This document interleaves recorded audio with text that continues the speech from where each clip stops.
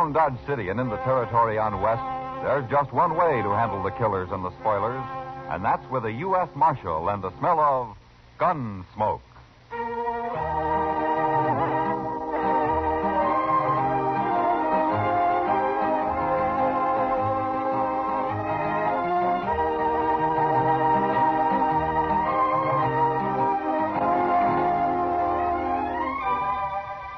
Gunsmoke, starring William Conrad.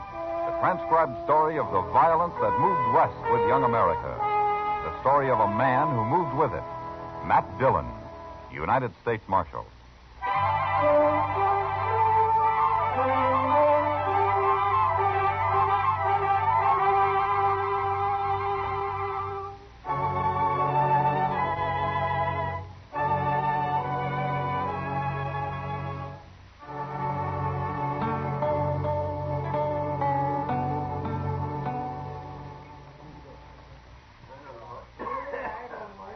That's Harry Pope over at the bar there, Mr. Dillon. A little short fellow. Ah. Where'd he tell you he's from, Chester? Boston. Or near there. Ah, he's a long way from home. Yes, sir. Well, it seems his wife died, and he wanted to move somewhere else. So he come out here about 4 months ago and built himself a little sod hut out on the prairie. Planted some corn, and now he's trying to raise a few hogs. That's all. And he's scared to death, huh? Yes, sir. That's what he told me. Well, if he's going to live out here, he's got to learn. Mr. Dillon, why don't you talk to him? Maybe you could explain it to him. I'll call him over, huh? From what he's told you, I don't think anybody could explain it. It's all in his head. Harry? Hey, Harry, come here. Hello, Chester. Oh, Harry. This is Marshal Dillon, Harry Pope. How do you do, Mr. Pope? Why don't you sit down? Nobody ever called me Mr. Marshal. All right. Chester tells me you've been worried lately. It's the Indians, Marshal. They come scratching around at night, and they hoop and holler some, too. Yeah, I know. Tell me, do they do this every night? No, sir. But maybe once a week they do. Ah. Well, what makes you think they're Indians, Pope? I can hear 'em, that's why. I got a good stout door, or they'd have been in on me long time ago. You know what coyotes sound like? They ain't coyotes. I can hear 'em talk. Oh? Well, what do they say? They just yell. I can't understand it. But I asked Chester here if maybe the army wouldn't come out and run 'em off. Marshal, if they ever catch me outside my hut, I'll be done for. Pope, let me tell you something. If what you've been hearing was Indians, you'd have been done for a long time ago. Indians don't just scratch around at night like that, and they don't come whooping and hollering like that either. Now, you've heard talk about Indians, and, well, you're scared of them, and, well, maybe your imagination's done the rest. No, sir. Them are Indians. They're right there. I can hear 'em talking, I tell you. Well, then why don't you shoot them? Well, I don't have a gun. What? Figured that'd just make it worse, Marshal, if I started shooting at 'em. Well, do you know how to shoot? Oh, yes, I learned in the Army. Well, then you better get a gun. A man needs one out here, Pope. And besides, if you go out of your hut after them the next time they come, you'll see what I mean. But if I kill any of 'em, don't you think they'll go after their whole tribe? No, Pope, I don't think they will. Well, all right, Marshal, I'll try it. I'll get me a gun today.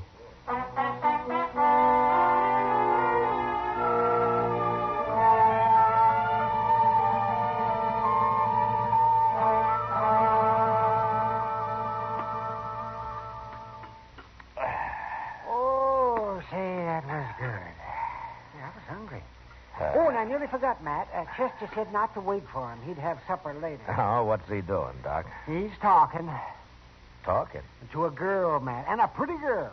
And he was doing all the talking when I left. She just stood there shaking her head. Smart girl. Oh, I don't know, Matt.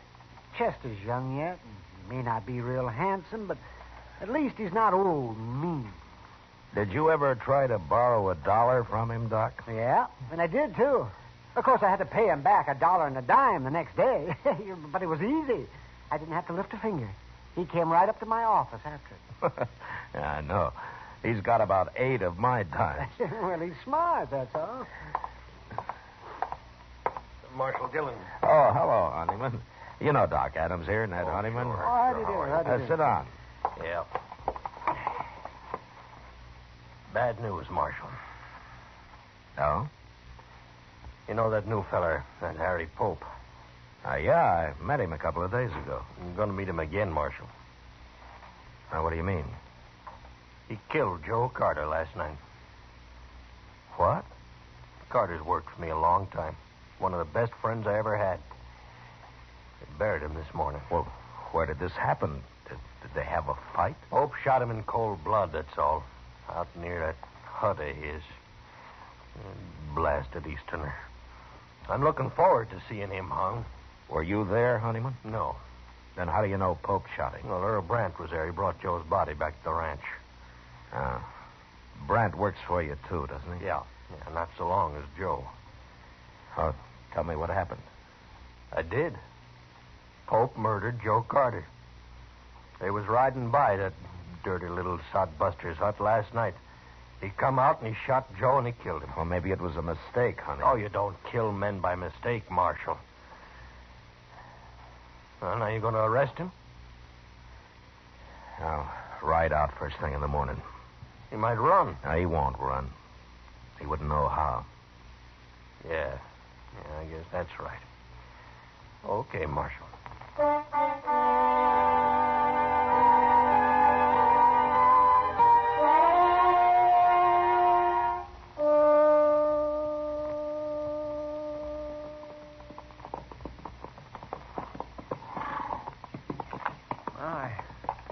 Ain't much of a place Pope's got here, is it?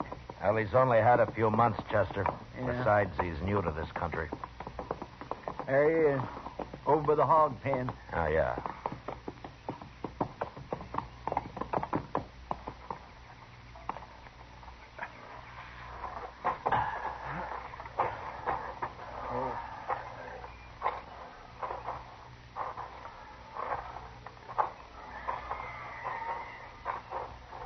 Hello, Marshal.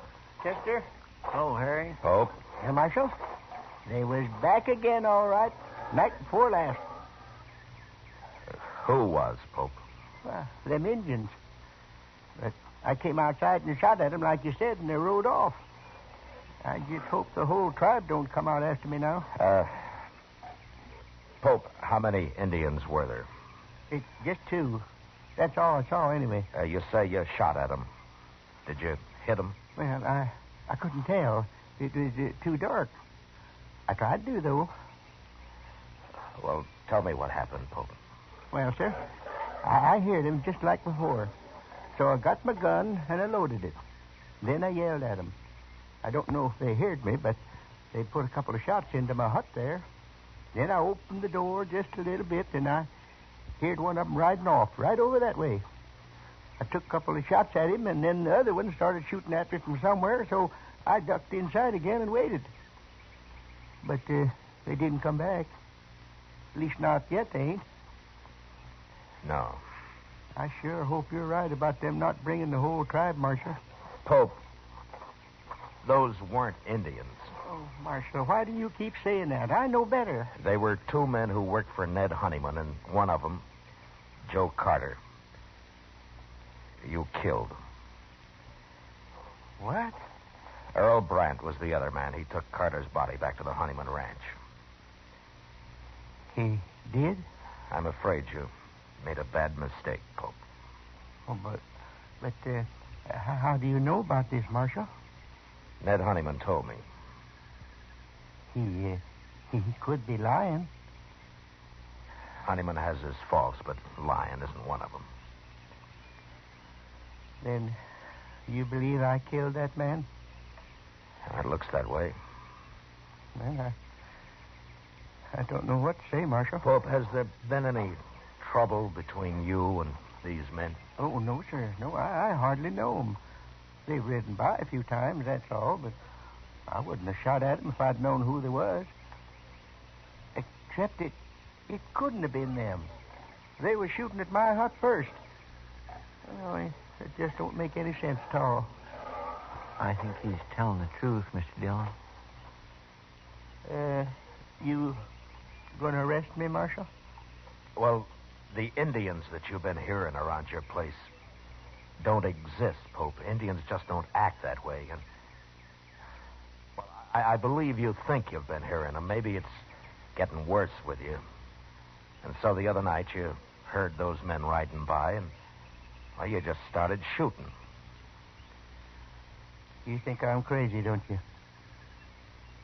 I don't think you intentionally murdered Carter, if that's any help. Then you're not going to arrest me? No, I'm not. Maybe we ought to go talk to that fella, Brand, huh? No, it's better if they come to us, Chester. And they will. He and Honeyman both. Yes. Now, don't get scared and try to run, Pope. You wouldn't get very far. I won't, Marshal.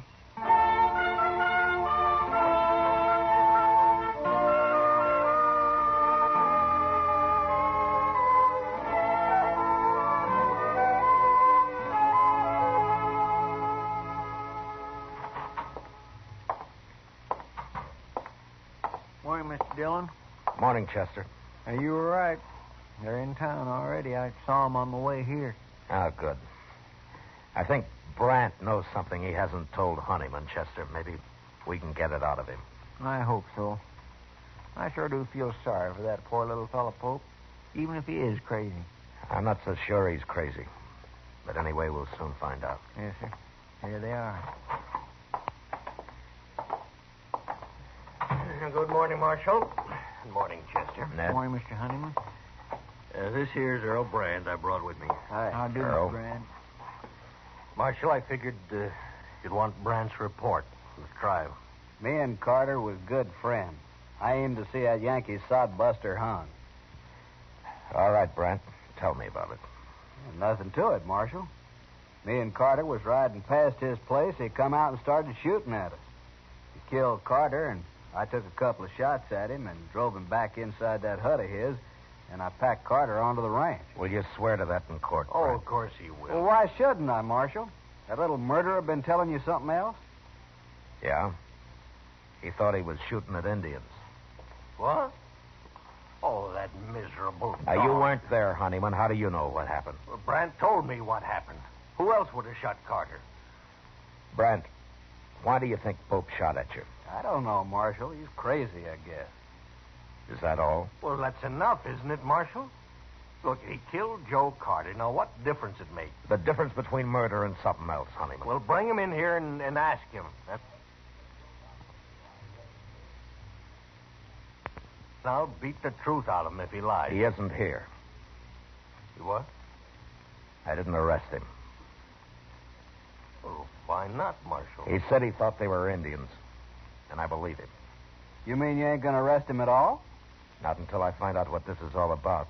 Well, I told you what it's all about. Come on, Honeyman, let's get out of here. Oh, wait a minute. Marshal. Marshal, no man can kill a friend of mine and claim he thought he was shooting Indians. Now, what's the matter with you anyway? You think I'd let anybody get by with that? Carter was my friend, too. If the law won't see justice done, we will. Now, I'm warning you. You try to kill Pope, and I'll arrest you. And if you do kill him, you'll hang for it. Well, I always thought you was a good man, Marshal. And I always respected you. But now I'm... shut up, Ned. Brandt, why don't you tell the truth? Whatever it is, why don't you tell it? We're wasting time. All right. My guess is you and Carter have been hounding that man, making him think there have been Indians after him. Now, why? Were you trying to drive him out of the country? Why, Brandt? Your talk gets crazier all the time, Marshal. I'm leaving, Honeyman. For the last time, Marshal, you going to do anything about Carter's murder? It wasn't murder, Honeyman. Don't you see that now? He's dead and Pope shot him. That's all I know. That's all I need to know. Come on, Brandt.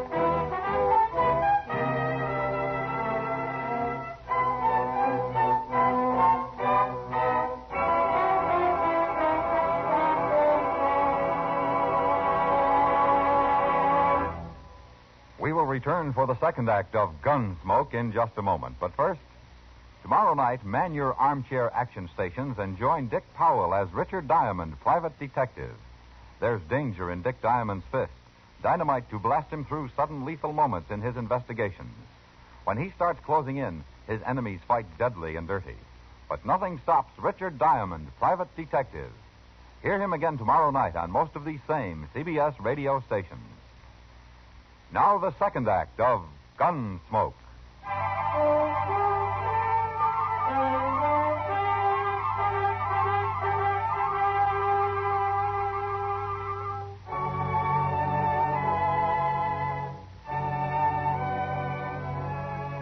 That afternoon, I rode out to see Pope. It was a bad situation, and I did a lot of thinking about it. There was only one solution I could figure out, and I wasn't sure it'd work.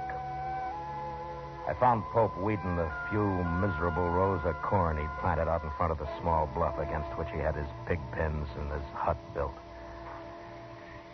I got down, walked over to him. Well, Marshal, have you changed your mind?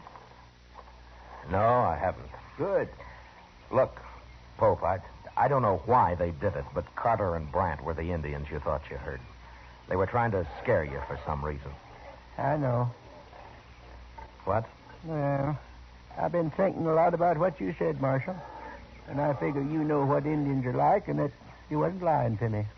So it must have been Carter and Brandt. Well, have you thought of any reason why they were doing it? No, sir. None at all. Honeyman and Brandt want you arrested, Pope. You going to do it? I have no reason to. But they're threatening to take it into their own hands. Can't you stop them? I can't arrest them for talk. Listen, Pope. Now, you won't like this, but it'd be better if you left here. Now, it isn't your fault, but you've got enemies now, and you'd be a whole lot safer somewhere else. No. No, I won't leave. Let him come. I'll fight it out with him. Well, it'll just mean more bloodshed. Like you said, Marshal, it ain't my fault. And the man's got a right to defend himself. Yes, I know. But you won't have any peace here. You'll start jumping at shadows. I won't leave, Marshal. Well, all right. But think it over anyway. I have. I'm sorry about this, Pope. Thank you, Marshal. So long. Goodbye, Marshal.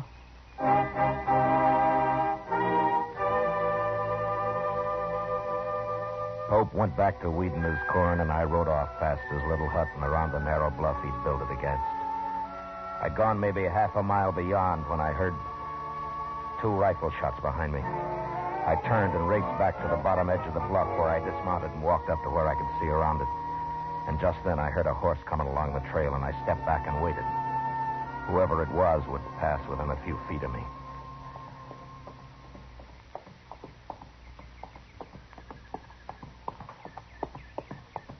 I got the drop on you, Brent. Don't shoot. Now keep your hands up. Now throw one leg over and slide off. Slow.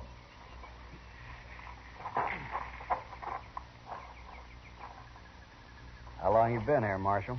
Turn around.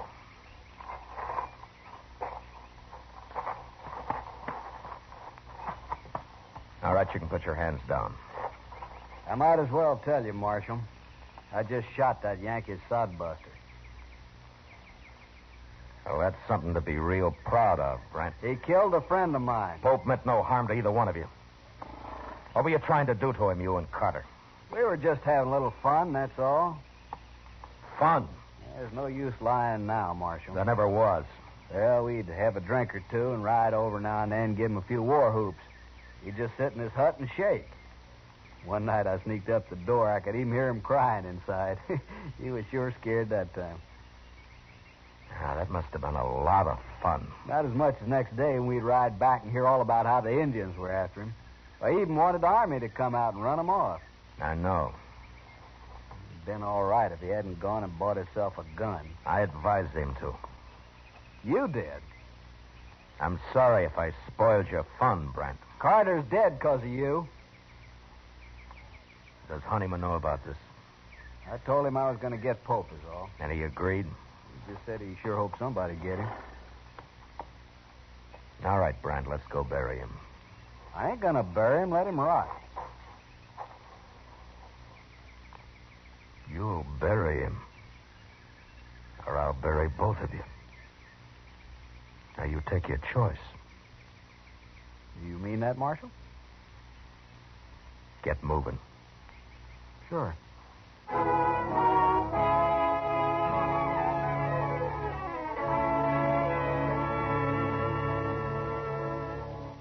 It was too late to try to teach Brant anything, but Ned Honeyman was a different matter. I wanted to be sure he understood what really happened. Otherwise, he'd spread the word against me and against the law. And there were a lot of men who'd be glad to listen to him. We buried Pope near his little hut and then rode into Dodge. I kept off Front Street and rode up to the jail from the rear. Chester was waiting inside. My gracious, Mr. Dillon, I thought you'd never get back. Hello, Mr. Brand. Lock him up, Chester. What? He murdered Harry Pope. Then I'll gladly lock him up. Right back through that door, Mr. Brandt. Yeah. He says Honeyman's still in Dodge. Have you seen him, Chester? Well, Doc saw him over at the Alfraganza a little while ago. I'll be over there, then. Yes, sir. All right, Mr. Brandt, you just head on back.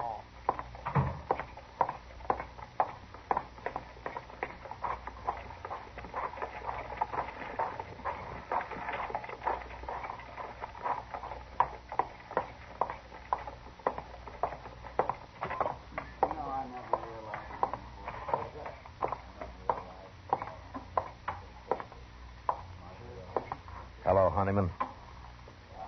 What do you want, Marshal? I want to talk to you. I don't want to hear it. No, I don't think you do. What? I've been talking to Brant. He's told me the whole story. Where is he, anyway? He told me that he and Carter have been having fun, as they called it, with Pope, making him think they were Indians. Well, you told him that this morning. He admits it now. I don't believe it. And even if they had, is that reason enough to kill a man? Pope was acting in self-defense. He wouldn't have shot Carter otherwise. It was a mistake. But Carter brought it on himself. I don't believe it. Honeyman, do you want the law in this country or not? Well, maybe that depends on who's represented. It doesn't matter. The law's the same. Well, now, the law says you can't kill a man and go free. Now, don't it? It says you can't murder a man. Well, who decides which it is, Marshal? You or me? I'd like you to decide this time, Honeyman. You mean that? Yeah. All right, Marshal. You go and arrest Pope and get him hung. That's how I decided. Pope's dead. What? You wanted him killed, and he's been killed. What do you mean? You said this morning you'd take justice into your own hands, didn't you? Well, yes. Well, it worked. Pope's dead. How do you know? He was out weeding that little patch of corn he planted. I think he planned to feed his pigs with it, mostly. And he took 2 rifle bullets in the back. Who did it? Are you satisfied, Honeyman? Is that how you wanted Who it? did it, Marshal? All I Pope asked had was a sod hut and a few pigs. He didn't know what this country was all about. He might have learned, but your friends got him so scared, Brant told me, that he'd sit in his hut and cry. Look, And then one night he loaded his gun and he went outside to fight. That took a lot of courage, Honeyman, for a man like Pope. But he did it. And today I told him he'd better leave his place, that you and Brant had threatened him and would give him trouble. What'd he say? He said he wouldn't go. He said he'd stay and fight. And so he He did. stayed. He didn't get a chance to fight. What's a man like Pope know about protecting himself? Brant. Shot him in the back. Twice. All Pope had in his hands was a hoe. Marshal. Well, I don't know what to say. Brant's in jail. I'm going to see him tried for murder. And he'll be hung.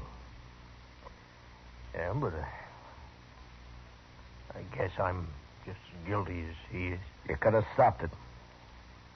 But you encouraged it.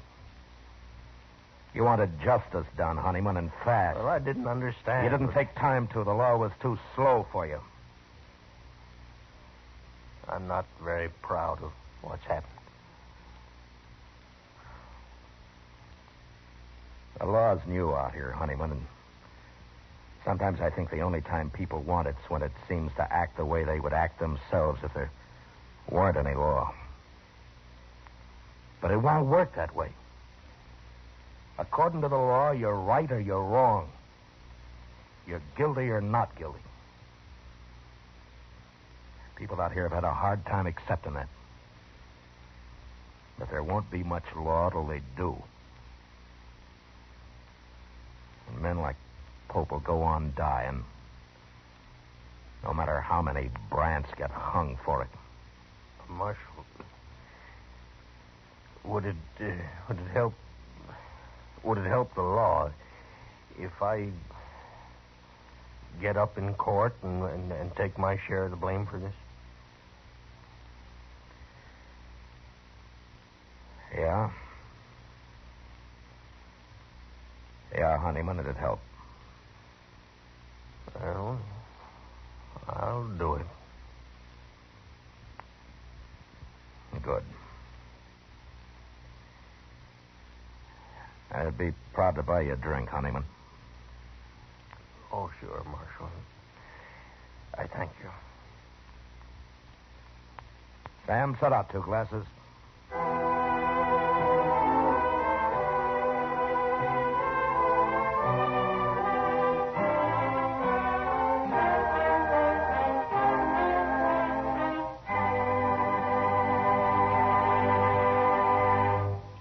Gunsmoke, transcribed under the direction of Norman Macdonald, stars William Conrad as Matt Dillon, U.S. Marshal. Tonight's story was specially written for Gunsmoke by John Meston, with music composed and conducted by Rex Corey. Featured in the cast were Lawrence Dobkin as Ned Honeyman, Ralph Moody as Harry Pope, and Harry Bartell as Brant. Harley Bear as Chester, and Howard McNear as Doc. Gunsmoke has been selected by the Armed Forces Radio Service to be heard by our troops overseas.